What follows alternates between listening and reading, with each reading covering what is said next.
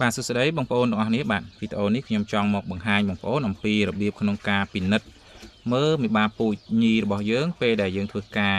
រៀបចំបង្កាត់បងប្អូនណាបាទអញ្ចឹងលក្ខណៈក្នុងការពិនិត្យមើលទៅលើមេបាពូជរបស់យើងគឺយើងមានពីរសន្តានក៏ដូចជាពីររបៀបក្នុងការពិនិត្យមើលបងប្អូនណាបាទទី1គឺយើងពិនិត្យមើលទៅលើពោះរបស់វាបងប្អូនណាបាទពោះរបស់វាថាតើវាមានកម្រិតគ្រើមហ្នឹងកម្រិតណាផងដែរបងប្អូនណាបាទដូចជាជាក់ស្ដែងឥឡូវខ្ញុំចាប់មេដែលខ្ញុំធ្វើការបង្កាត់នៅថ្ងៃនេះបងប្អូនទី1គឺយើងពិនិត្យទៅលើស្បែកពោះរបស់វានេះបងប្អូនណាឃើញទេខ្ញុំសូមមកចិត្តបងប្អូនណាបាទឃើញតែវាគ្រើមខ្លាំងទេបងប្អូនណាឃើញគ្រើមខ្លាំងទេអញ្ចឹងមេបាពូជនេះគឺយើងអាចសម្គាល់ថាវាមានពងចាស់ល្អហើយបងប្អូនណាគឺចាស់ល្អហើយបើមេបាពូជណាដែលអត់មានជាតិគ្រើមទេបានន័យថាវាអត់មានពងទេបងប្អូនហើយបើវាមានក៏អត់តាន់ចាស់ល្អដែរបងប្អូននេះឃើញទេដូចមកក្បាលនេះអីហ្នឹងគឺអត់សូវគ្រើមទេបងប្អូនបាទអញ្ចឹងរបៀបក្នុងការពិនិត្យមើលមេបាពូជពេលដែលយើងយកទៅបង្កាត់របៀបទី1គឺយើងមើលបែបហ្នឹងបងប្អូនណាបាទរបៀបទី1បងប្អូនណាឃើញទេគឺគ្រើមខ្លាំងទេណាបាទបងប្អូនបាទរបៀបទី2គឺបងប្អូនគួរតែកត់ចំណាំនៅមេបាពូជក៏ដូចជារដូវកាលមេបាពូជដែលគេហៅថា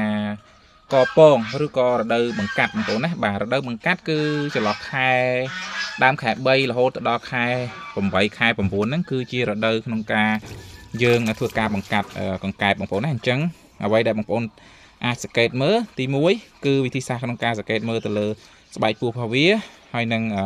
រដូវកាលហើយទី2បងប្អូនអាចមិនចាំបាច់ពិនិត្យមើលច្រើនពេកក៏បានដែរបើសិនបើបងប្អូនមានអាងដូចផុសខ្ញុំចេះ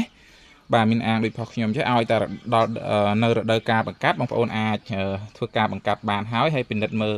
ល្មមទៅហើយពេលដែលបងប្អូនធ្វើការបង្កាត់រួចបងប្អូនអាចយកមកដាក់នៅអាងទី1ហើយសប្តាហ៍ក្រោយ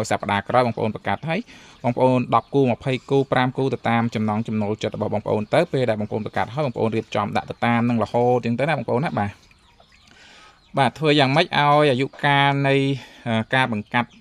របស់បងប្អូនហ្នឹងការបង្កាត់កង្កែបរបស់បងប្អូនហ្នឹងអាចមានអាយុចន្លោះពីពេលវេលាចន្លោះពី1ខែទៅ1ខែកន្លះ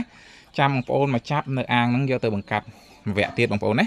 អញ្ចឹងរបៀបទី2គឺយើងធ្វើបែបហ្នឹងមិនចាំបាច់ពិនិត្យមើលច្រើនពេកទេបងប្អូនរដូវវាកពងហើយបងប្អូនដាក់តែចំណីប្រើប្រភេទថ្នាំជំនួយខ្លះទៅដល់កន្លះខែ1ខែកន្លះក្រោយពេលដែលបងប្អូនធ្វើការបង្កាត់វារួចបងប្អូនមកចាប់វាយកទៅបង្កាត់ម្ដងទៀតទៅបាទមិនបាច់ពិនិត្យមើលច្រើនពេកទេបាទបងប្អូនណាមិនបាច់ពិនិត្យមើលច្រើនពេកទេអាហ្នឹងដើមរដូវក៏ដូចជាពាក់កណ្ដាលរដូវសម្រាប់ចុងរដូវគឺបងប្អូនគួរតែពិនិត្យណាបាទចុងរដូវខែ9ខែ10អីហ្នឹងខែ11អីហ្នឹងបងប្អូនគួរតែពិនិត្យមើលទៅលើរូបរាងកាយក៏ដូចជាសបកពោះក៏ដូចជាការគ្រើមរបស់កង្កែបផងដែរបងប្អូនណាគឺគ្រើមដូចអ្វីដែលខ្ញុំបានប្រាប់បងប្អូនពីខាងដើមអញ្ចឹងបងប្អូនណាបាទគឺគ្រើមបែបនេះនេះគឺយើងត្រូវតែពិនិត្យហើយមួយវិញទៀតដូចខ្ញុំបានបញ្ជាក់នៅក្នុងវីដេអូហ្នឹងមុនហ្នឹងគឺយើងអាចសម្គាល់បានថាមេបាពូជហ្នឹងឧទាហរណ៍ដល់បងប្អូនដើមរដូវបងប្អូនចាប់ផ្ដើមបង្កាត់ខែ3អញ្ចឹងណាបងប្អូនណាបាទពេលដែលបងប្អូនបង្កាត់ហើយបាទវាធ្លាក់ពងហើយបងប្អូនយកមកដាក់នៅអាងទី1មកហើយបន្ទាប់ពីបងប្អូនធ្វើការបង្កាត់ជាបន្តមេផ្សេងរហូតទៅដល់អាងទី6ទី5ទី6អញ្ចឹងអាងនេះវាអាចមានអាយុ1ខែកន្លះអីហើយអញ្ចឹងបងប្អូនមិនបាច់ពិនិត្យវាមើលច្រើនពេកទេមកចាប់វាយកទៅចាក់តែម្ដងបាទវគ្គទី1វគ្គទី2ណាបងប្អូនណាវគ្គទី3កុំអីដែរបាទដល់វគ្គទី4បងប្អូនចាំពិនិត្យមើលការពារវាស្គមឬក៏វិវត្តកសោមពងផវៀងស្ទើបងប្អូនធ្វើការបង្កាត់ទៅក៏វាទទួលបាននៅលទ្ធផលមកវាមិនសូវល្អដែរបងប្អូនណាបាទអញ្ចឹងរបៀបក្នុងការពិនិត្យទៅលើមេបាពូជគឺប៉ុណ្ណឹងហើយតិចទៀតយើងនឹងទៅពិនិត្យមើលទៅលើ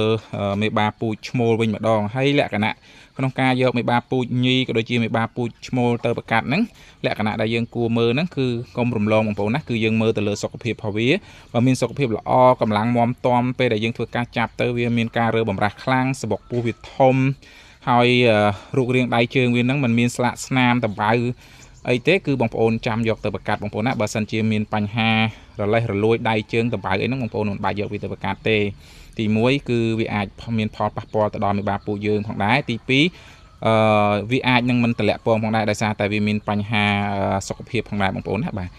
អញ្ចឹងបងប្អូនឃើញជាក់ស្ដែងនេះណាគឺគ្រើមខ្លាំងគឺយើងអាចយកទៅបង្កាត់បានអញ្ចឹងវីដេអូបន្ទាប់គឺបងប្អូនទៅតាមដានមើលរបៀបក្នុងការពិនិត្យមើលទៅលើមេបាពូជឈ្មោលយើងវិញម្ដងបាទអញ្ចឹង ត្រង់ចំណុចណាបងប្អូននៅឆ្ងល់មិនទាន់យល់ច្បាស់បងប្អូនអាចឆាតសាកសួរព័ត៌មានបន្ថែមទៀតបានបាទអរគុណជំរាបលាបាយបាយ